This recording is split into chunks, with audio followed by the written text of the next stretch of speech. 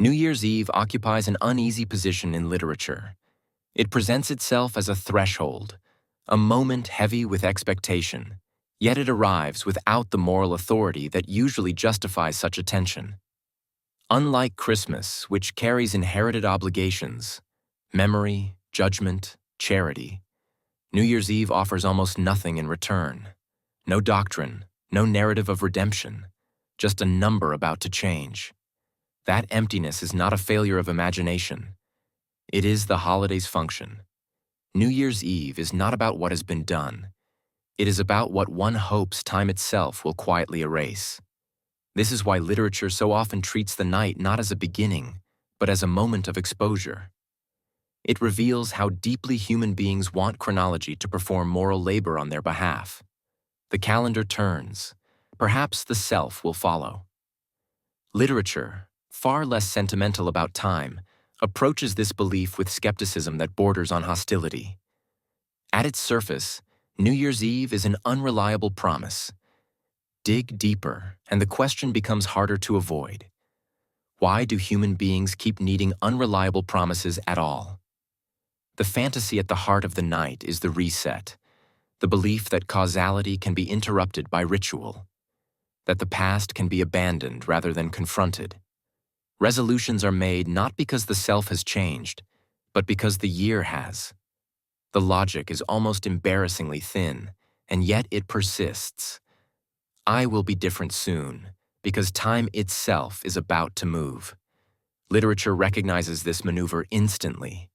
Responsibility is not rejected. It is postponed.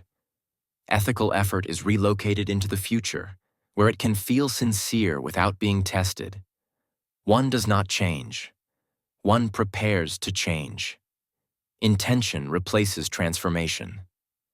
The new year becomes a moral intermission, a pause during which judgment is temporarily suspended. This is not stupidity. It is survival. To live with uninterrupted moral clarity would be unbearable. Literature understands this better than self-help ever has. Human beings require intervals of mercy, moments where dissatisfaction can be acknowledged without demanding immediate action. New Year's Eve functions as a socially sanctioned anesthetic. The promise does not need to be reliable. It only needs to soften the present. This dynamic appears with almost painful clarity in the diaries of Leo Tolstoy. Year after year, Tolstoy records New Year's resolutions with obsessive seriousness. Vows of discipline, spiritual reform, ethical rigor. And year after year, he records their failure. What matters is not simply that the resolutions collapse, but that the ritual persists regardless. The act of resolving becomes its own relief. It allows Tolstoy to feel morally awake without yet enduring moral change. Guilt is not erased, but deferred. Responsibility is projected forward, safely out of reach of the present moment where action would actually hurt. The coming year becomes a container for virtue. A promise strong enough to quiet anxiety, weak enough never to demand fulfillment. Tolstoy's tragedy is not that he fails. It is that time keeps offering him a way to feel absolved without becoming different. By the early 20th century, patience for this illusion wears thin.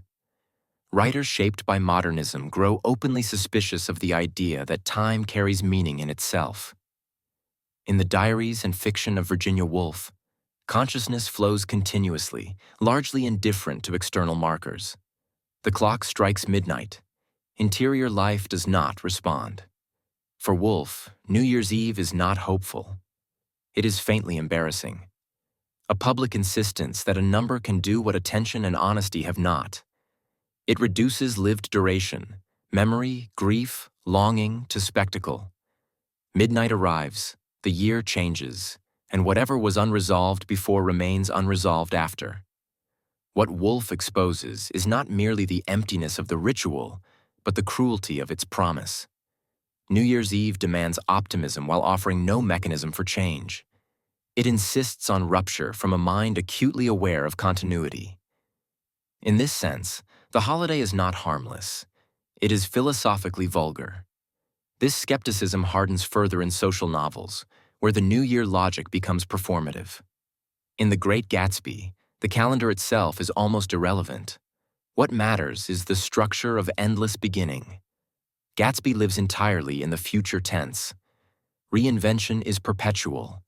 Reckoning is indefinitely postponed. Every party reassures him that meaning lies ahead, safely distant from the past that threatens to intrude. Each celebration delays recognition just long enough to keep the dream intact. Nick Carraway's narration dismantles this belief with retrospective cruelty. Gatsby is not destroyed by hope itself, but by its deferral. The future does not redeem him. It suspends him, believing, preparing, waiting, until the reckoning arrives too late to survive. Here, literature makes one of its most uncomfortable claims.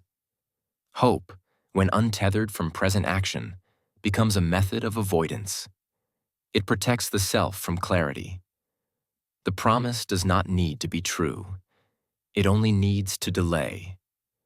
Where Fitzgerald exposes the seduction of endless beginnings, Thomas Hardy exposes what remains when belief thins.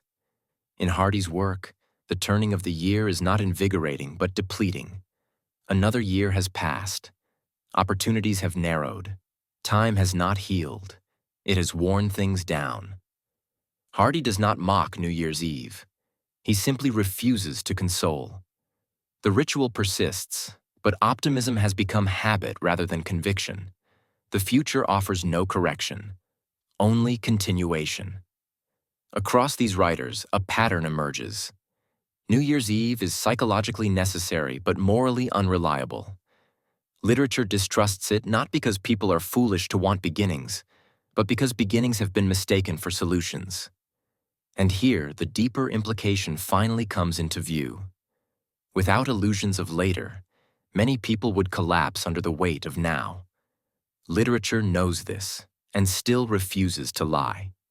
It grants the need for illusion while exposing its cost. Time does not redeem. It does not forgive. It accumulates. It reveals. The danger is not hoping. The danger is mistaking the calendar for courage. The optimism literature permits is narrow and unspectacular. No reset, no absolution, just the recognition that meaning is not waiting ahead in the year to come. It is waiting in attention, memory, and choice, none of which require permission from January 1st to begin. If Christmas asks whether a life has added up, New Year's Eve asks whether one can continue believing that time will eventually make it add up on its own. Literature answers with doubt, but it leaves the future open, not as salvation, but as responsibility. That is not a comforting promise. It is a sturdier one.